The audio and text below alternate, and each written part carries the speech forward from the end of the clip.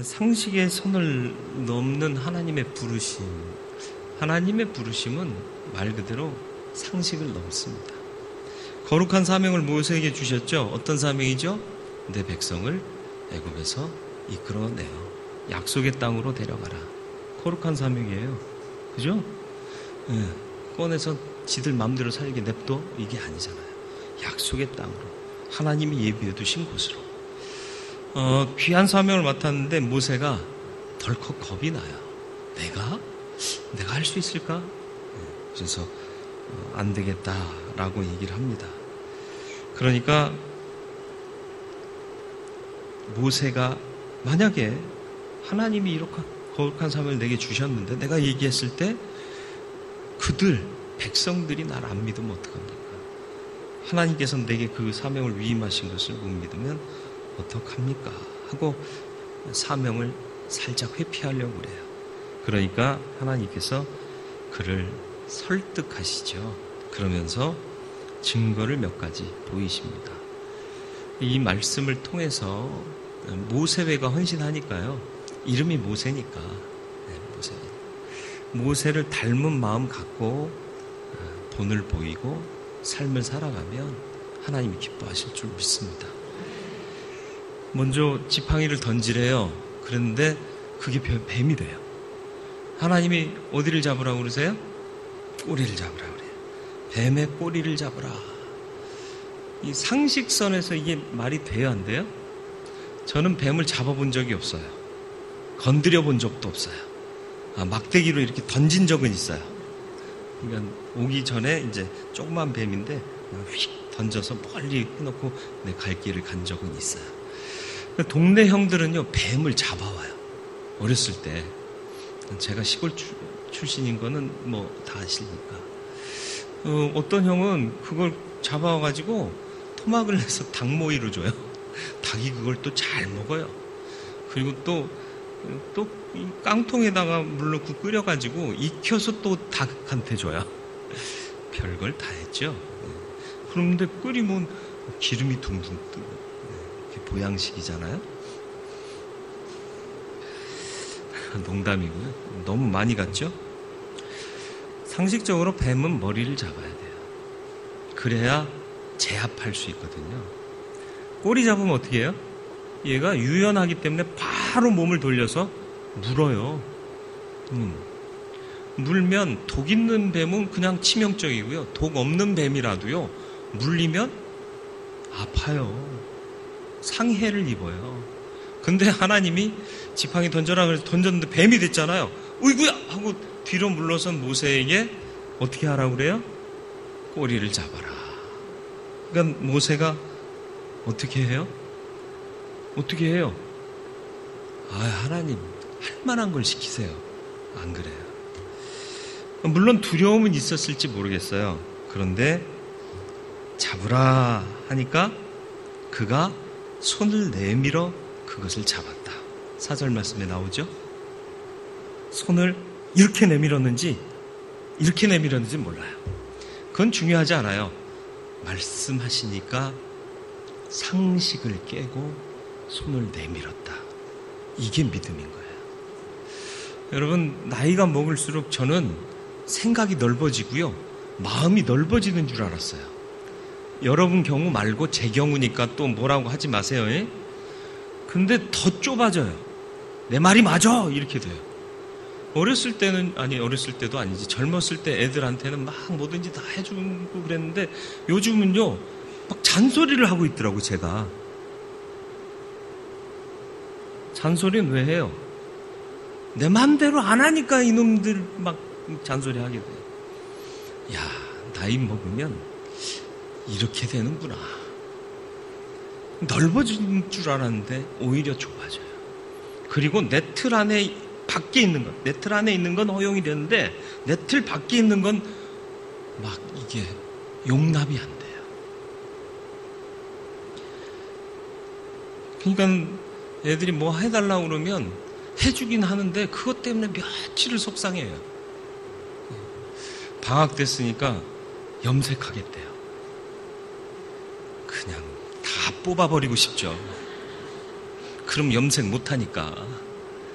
근데 그래 무슨 색으로 하려고 그랬더니 무슨 나도 모르는 색깔을 대면서 하겠다는 거예요. 해봐라 그랬더니 이게 내가 보기엔 노랑머리인데 무슨 카키? 뭐 그러면서 그렇다는 거예요. 카키색 중에 이제 엷은 카키 그런 종류인가 봐요. 막 이러면 안 되는데. 반신반의했는지 확신했는지 모세의 심정은 알 길이 없어요. 그러나 말씀을 따랐다는 것이에요. 상식선을 넘어서 말씀을 따랐다. 이게 믿음이다. 먼저 모세가 그 믿음을 하나님 앞에서 체험한 거예요. 잡았더니 물렸어요? 다시 지팡이가 됐어요. 하나님의 약속은 오차가 없습니다. 우리에게 불리한 걸 요구하지 않으세요. 근데 우리는 우리의 상식선으로 먼저 판단하니까 불리하다. 아, 이건 못해요. 딴 건 다 해도 이것만은 안 돼요. 라고 얘기하는 거예요. 그걸 깨뜨릴 줄 아는 자가 믿음인 거고요. 출애굽의 원동력은 바로 믿음입니다. 그대로 믿으면. 그래서 하라는 대로 한 사람들은 다 자유를 얻어서 출애굽하잖아요. 그리고 장자를 잃지 않습니다. 근데 하나님의 뜻대로 안 하면 에이 그거 바른다고 뭐가 달라져? 그랬던 사람들은 장자를 잃고 슬픔에 빠집니다. 하나님이 표적을 보이시는 이유, 출애굽하여 하나님의 약속의 땅까지 향하는 여정에는 이런 믿음 없이는 안 되기 때문에, 특히 지도자로 세움받은 모세는 이걸 경험해야 돼요. 그래서 깨뜨려져야 돼요. 그러니까 모세가 기다리고 온유하게 바라보고, 그래서 이 지면에 있는 모든 사람보다 온유한 사람으로 인정받게 되는 겁니다. 저와 여러분들 뿐만 아니라 특별히 헌신하시는 모세 회원들, 상식을 벗어난 하나님의 명령에 아멘하고 주저하든 두려워하면서라도 내미는 자가 되시기를 축원합니다. 이거 없이는 출애굽의 여정은 시작될 수 없습니다. 두 번째, 뭐 하라고 그러세요? 내 손을 품에 넣어라. 언제 손을 품에 넣어 보셨어요? 추울 때, 그죠? 추울 때 왜 품에 손을 넣어요? 녹이려고. 이게 추우면 굳잖아요. 못 쓰잖아요. 잘 쓰려고, 보호하기 위해서 품에 넣는 거예요. 그리고 여러분 뭐 하다 탁 다치면 어떻게 해요? 이렇게 안 하세요? 나만 그런가 봐. 다치다가, 아니 일하다가 다칠 것 같으면 이렇게 움츠려 들잖아요. 이렇게 탁 품으로 넣으려고 그러잖아요. 품은 안전한 곳이에요. 그죠? 거기다 넣으래요. 넣었다 빼냈으면 더 좋아져야 되잖아. 근데 지금 뭐가 됐어요? 문둥병이 든 거예요. 문둥병이 발했어요. 우리가 생각하는 품은 어떤 품입니까? 여기는 지금 내 품이에요. 내가 생각하는 안전한 곳이 어디였어요? 애굽이었어요. 애굽에 이스라엘 백성이 내려간 이유가 뭐예요? 야곱과 그의 아들들이 가나안에 살고 있었는데 가나안 땅에 기근이 와서 그 기근을 피하려고 곡식 많은, 안전하고 잘 살 수 있고 보호받을 수 있는 곳이라고 생각된 애굽으로 내려간 거 아닙니까? 근데 꺼내봤더니 지금 뭐예요? 문둥병 된 거예요. 여러분, 이 시대의 문둥병자는 어떻게 살았죠? 격리해요. 살아도 사람 살듯이 못 살아요. 겨우 누가 갖다 준 음식이 있으면 먹고요, 없으면 굶어야 돼요. 보고 싶은 사람 만나러 사람들 사는 대로 갈 수 있어요, 없어요? 갔다 가면 큰일 나요. 무슨 봉변 당할지 몰라요. 돌팔매질 당할지도 몰라요. 매 맞아서 죽을지도 몰라요. 그러니까 가고 싶어도 가지 못하고, 먹고 싶어도 먹지 못하고, 살았지만 산 게 아니에요. 애굽으로 피난 간 이스라엘 백성들의 삶이 그와 같지 않았습니까? 쉬는 날이 있었어요? 이게 사람 사는 세상이에요? 먹는 게 풍족했을까요? 그렇지 않잖아요. 그래요. 품에 넣었더니, 내가 생각하는 안전하다고 생각했던 이 품에 넣었더니 이게 문둥병이 된 거예요. 하나님이 명령하십니다. 뭐라고요? 다시 넣으래요. 하나님의 명령을 따라 뱀도 잡았는데 이거 다시 못할까요? 다시 했어요. 꺼냈어요. 다시 건강한 손으로 회복이 됐습니다. 이게 은혜예요. 내 품에 넣었더니 문둥병이 됐지만 말씀을 따라 하나님 뜻에 순종하니까 회복되고 온전케 되더라. 이 믿음이 저와 여러분들의 믿음 되길 바라요. 난 어느 품에 있습니까? 내 인생은 어느 품에 안겨 있습니까? 돌아보세요. 내가 안전하다고 생각하고, 내가 완벽하다고 생각하고, 내가 보호받을 수 있다고 판단한 곳에 내가 그것을 품으로 여기고 안겨 있지는 않은지 하나님 품에 안기시길 바라요. 세상의 품에 안기지 말고 하나님 품에 안기시길 바랍니다. 말씀만 믿고 가는 길이 믿음의 길인 거예요. 가나안이 과연 젖과 꿀이 흐르는 땅이기 때문에 출애굽에서 나섰습니까? 가봤어요? 지금 이들 중에 모세를 포함한 애굽의 노예살이 하고 있던 백성 가운데 가나안에 가본 사람 있어요, 없어요? 없어요. 그런데 하나님이 젖과 꿀이 흐른다고 말씀하세요. 약속의 땅이래요. 가봤더니 젖과 꿀이 흘러요? 성지순례들 안 갔다 오셨나요? 저도 안 갔다 왔어요. 서로 모르는 처지에 내 마음대로 얘기해도 되겠네요. 젖과 꿀 안 흘렀죠. 있어봐야 요단강 하나, 그리고 그 지류, 그것도 건조할 때는 물이 안 흘러요. 요단강이야 흐르지만 다른 지류들은 다 메말라요. 그 바닥을 파고 파야 겨우 물의 흔적만 남는 건천 마른 냇물이에요. 젖과 꿀 없어요. 근데 왜 하나님 젖과 꿀이 흐른다고 그랬을까요? 하나님이 보호하심이 있는 땅이요, 하나님이 약속하신 땅이기에 젖과 꿀이 흐르게 돼요.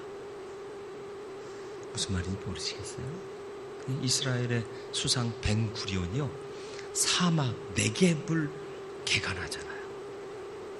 요단강물을 끌어들여서 사막에 관계시설을 넣고요, 거기서 튤립과 오렌지를 재배해요. 뜨거운 햇살이 내리쬐잖아요. 사막이었으니까. 근데 거기가 옥토가 돼서 오렌지를 심고 튤립을 심었다니까요.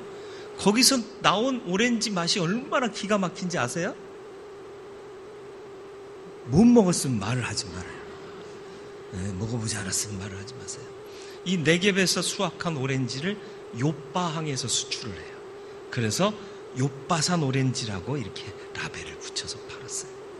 그러니까 오렌지 중에서 최고 당도가 맛있는 건 캘리포니아 선키스트가 아니라 욥바산 오렌지예요. 이거 한번 먹어봐야 되지 않겠어요? 싫으면 말고요. 어떻게 그럴 수 있어요? 믿음으로 말씀을 따라 가서 그 안에서 하나님의 은혜로 살다 보니 황무지가 변하여 옥토가 되는 역사가 이루어지는 거예요. 믿음이 변화시킨 거예요. 결국은 그래서 젖과 꿀이 흐르는 땅으로 이스라엘이 변해간 거죠. 믿음 없이는 갈 수 없는 여정이고요, 믿음 없이는 바라볼 수 없는 약속입니다. 가봤더니 아무것도 없네? 에이씨, 잘못 왔네? 이러면 끝나는 거예요. 오니까 감사하고, 또 주님 뜻대로 살다 보니 이 땅이 옥토가 되고, 그래서 사람이 사는 성읍이 많아지고, 자손들이 모래알과 같이 많아지고, 그 하나님이 주셨던 첫 번째 약속이 우리를 통해 이루어져 가고 있는 거예요. 다 이루어진 게 아니라 이루어져 가고 있는 거예요. 그걸 보는 게 믿음인 거예요. 지금 당장 갖고 따지면요, 어디 젖과 꿀이 흘러요? 안 흐른다니까. 그런데 말씀대로 순종하는 자에게 복의 복을 주시고 은혜의 은혜를 주셔서 황무지를 개척하여 간척하여 옥토가 되게 하고 그 안에서 나오는 것들로 인해 풍성함을 누리게 되지 않습니까? 이게 우리가 걸어가야 할 믿음의 길입니다. 어느 품에 계십니까? 하나님 품에 계시길 축원합니다. 마지막으로 이 두 가지 주면 다 믿을 거야. 근데 혹시라도 안 믿으면 나일강 물을 떠다가 땅에 부어봐. 피로 바뀔 거야. 나일강은 애굽의 생명의 젖줄입니다. 애굽 사람들은 그렇게 믿었어요. 생명의 능력이 나일로부터 온단 말이죠. 근데 그 물을 떠다 땅에 부으면 피가 돼요. 몸 안에 있는 피는요, 생명의 상징이라. 그러나 몸 밖에 나와 땅에 떨어지는 순간 그건 부정한 것이 돼요. 죽음의 상징이 되는 거예요. 땅에 부으라 말씀하셨어요. 죽음의 상징을 보이라. 결국 애굽인들이 생명이라 여겼던 것은 하잘것없는 죽음일 수밖에 없다라는 걸 보이라는 거예요. 세상의 가치가 지금은 화려해요. 막 번성하는 것 같아요. 알고 보면 그게 죽음이라는 거예요. 생화가 예뻐요? 조화가 예뻐요?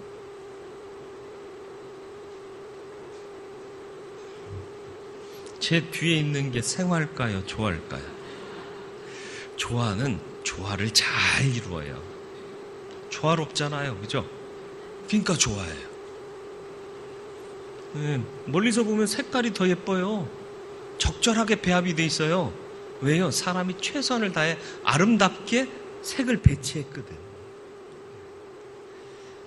그런데 생명 없어요. 향기가 나질 않아요. 열매는 더더욱 맺을 수 없어요. 그게 조화예요. 죽은 것은 아무리 치장해도 죽은 거예요. 세상이 아무리 화려해도 하나님의 생명보다 못할 수밖에 없어요. 하나님의 생명은 작지 않습니다. 위대해요. 우리가 눈으로 보지 못한다고 그것을 인정하지 못하면 어리석은 자가 될 줄 압니다. 세상이 추종하는 생명이 아닌 하나님의 말씀이 생명을 잉태하는 도구가 될 것입니다. 세상의 자랑은 죽음이 될 것이고요. 하나님을 따르는 길은 생명이 될 것입니다. 무엇을 선택할지를 헌신 예배 지음하여 결단하셨으면 좋겠습니다. 꼬리를 잡아라. 잡으시겠습니까? 처음부터 다시 하겠습니다. 꼬리를 잡으라 하면 잡으시겠습니까? 하나님이 잡으라 하면 잡는 거예요. 에이, 하나님 아무리 그래도 꼬리를 어떻게 잡아요? 그런 말 필요 없다니까요. 모세가 그랬어요? 아니요. 내밀었잖아요. 자신있게 내밀었는지, 쭈삣쭈삣 하면서 내밀었는지, 두려운 마음에 떨면서 내밀었는지, 그건 관계없다고요. 내미는 게 중요하다고요. 그리고 잡는 거예요. 그러면 변화는, 역사는 이루어지는 겁니다. 품에 손을 넣어라. 내 품이에요. 여러분, 내가 생각하고 있는 내 품 버리세요. 이게 나를 보호할 줄 알았는데 상하게 만들어요. 나를 온전케 할 줄 알았더니 다 훼손시켰어요. 그거 버리시고요. 하나님 품에 넣으세요. 하나님 품 안에 거하세요. 그리고 생명의 가치라고 착각하고 있는 것들 하나님은 부어버리라 말씀하십니다. 다 썩어질 것이요 죽을 것이기 때문에 하나님만 바라보고 믿고 따라가는 믿음의 사람이 되길 축원합니다. 먼저는 모세 회원들 헌신하시면서 이 모습 견지하세요.